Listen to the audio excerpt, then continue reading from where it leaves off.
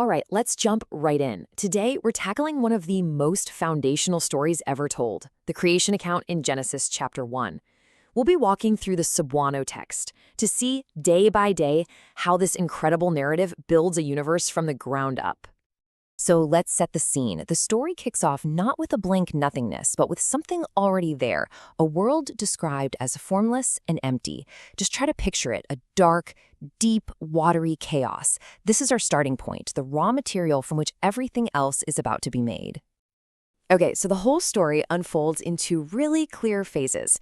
This first part, the first 3 days, is all about shaping the world, creating the basic structures. You can think of it like a crew building the stage before the play begins.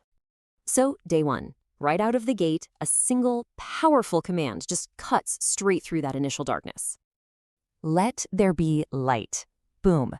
And just like that, light exists. Now, this is absolutely huge because it sets up a pattern we're going to see over and over. Creation happens when a word is spoken. It's said, and it becomes real.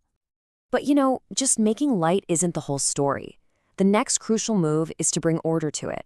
The light is separated from the darkness, and these two new concepts are given names, Adlaw, or day, and Gabi, or night. This is the very first step in taking that chaos and turning it into an ordered cosmos. And that theme of separation just keeps right on rolling into day 2. This time, the focus is on all that chaotic water we started with. So once again, all it takes is a word. An expanse or a space is created for one specific reason, to divide. But what exactly is it dividing? Well, this gives us a really cool window into the ancient way of seeing the world. This expanse separates the waters above from the waters below. And that space right in the middle, that gets named Langit, the sky. The fundamental architecture of the world is really starting to take shape now. Let's move to day 3, which is kind of the grand finale for the world shaping part of the story. It actually happens in 2 parts. First, those waters down below are told to gather into one place. And when they do, something totally new emerges from the water, dry land. It's another key act of separation. And of course, these new spaces get names, Utah for land and Dagat for sea. But then comes part 2 of day 3, and this is a game changer. Life appears for the first time. The land is told to just burst forth with all kinds of plants and fruit-bearing trees. The stage isn't just built anymore, it's fully decorated and ready to go. And this leads us to a really important phrase that keeps popping up. After each creative step, there's this little assessment. It was good.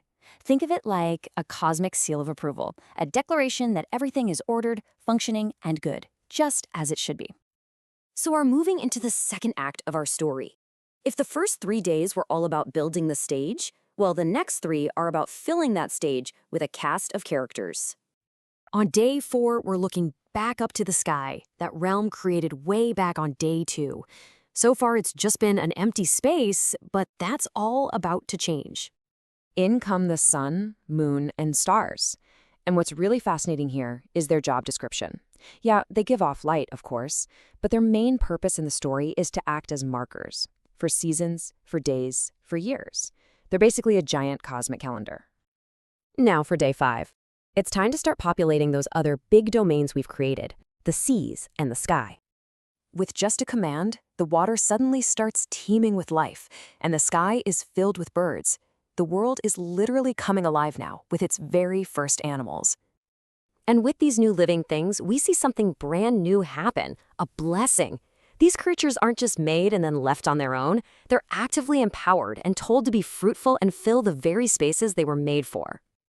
And that brings us to day 6, the final day of work.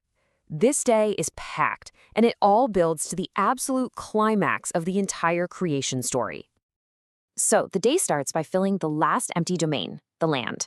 Suddenly, it's populated with livestock, wild animals, everything you can imagine. But the work isn't done. As you can see, there's one more climactic creation yet to come. The whole tone of the narration shifts right here. It's not the simple, let there be anymore. Now it's a deliberation. Let us make. This is different. Humanity is going to be made in the very image and likeness of the Creator, which sets them completely apart from everything else that's been made.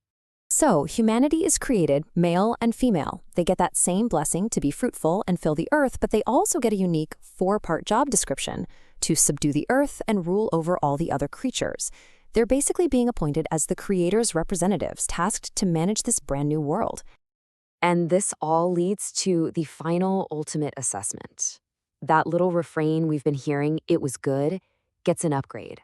Now that the cosmos is complete and humanity is in place, the verdict is ma yo ge yot. Very good. So, we're left with this really powerful journey. We go from a dark, chaotic, formless state all the way to a perfectly ordered, beautifully filled world that's ultimately declared very good. And that leaves us with a pretty big question to think about. What does it really mean for a story to start in such darkness and end with such a profound